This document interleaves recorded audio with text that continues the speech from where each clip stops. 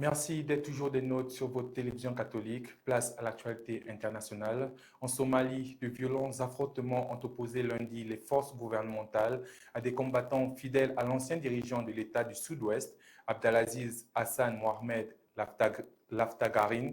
Les combats ont éclaté à Bédoua, capitale de cet État régional, sur fond de profondes divisions politiques et de menaces persistantes du groupe islamique Al-Shabaab.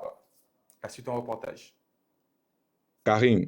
Selon le gouvernement fédéral, les combattants de l'Aftagarin ont attaqué lundi matin des positions de l'armée somalienne avec l'appui des militants d'Al-Shabaab. Les autorités affirment que l'attaque impliquait notamment des véhicules chargés d'explosifs et que près de 30 militants ont été tués lors de la riposte des forces gouvernementales. De leur côté, des responsables proches de l'Aftagarin ont affirmé que leurs combattants avaient pris le contrôle de certaines parties de Bédoua. Des habitants cités par l'AFP ont toutefois indiqué que les forces fédérales avaient rapidement repris le contrôle de la ville. Un résident a fait état de tirs nourris dans plusieurs quartiers avec des affrontements qui auraient duré plusieurs heures. Des établissements de santé de la ville ont également accueilli plusieurs victimes. Médecins sans frontières a confirmé les combats et fait état de plusieurs blessés et victimes arrivés dans les structures hospitalières. Ces affrontements interviennent dans un contexte de forte tension entre le gouvernement fédéral et plusieurs États régionaux somaliens. Le président Hassan Sheikh Mohamud cherche notamment à renforcer l'autorité du pouvoir central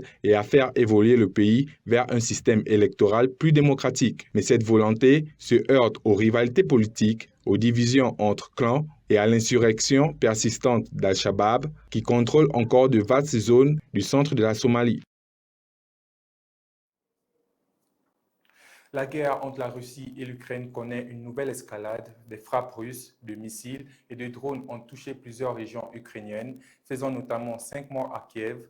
Dans le même temps, l'Ukraine a lancé l'une de ses plus importantes offensives de drones contre des cibles situées en profondeur du territoire russe. La suite en reportage.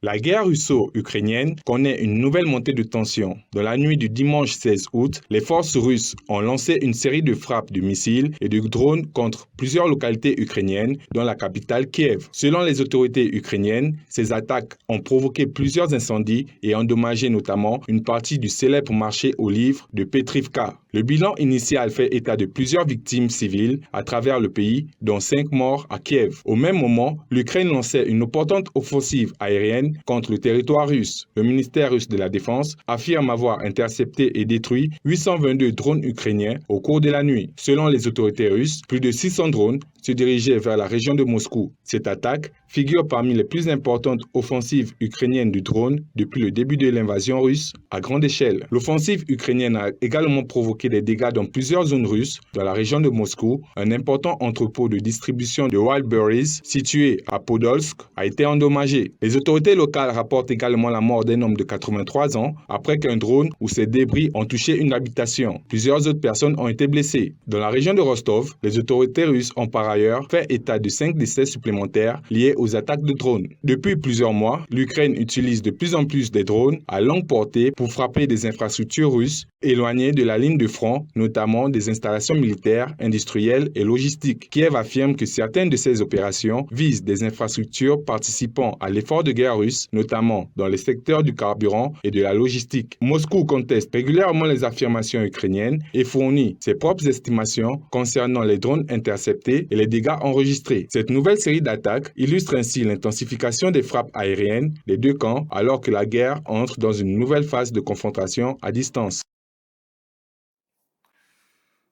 Avant de refermer cette édition d'information, retour sur les temps de l'actualité de ce jour.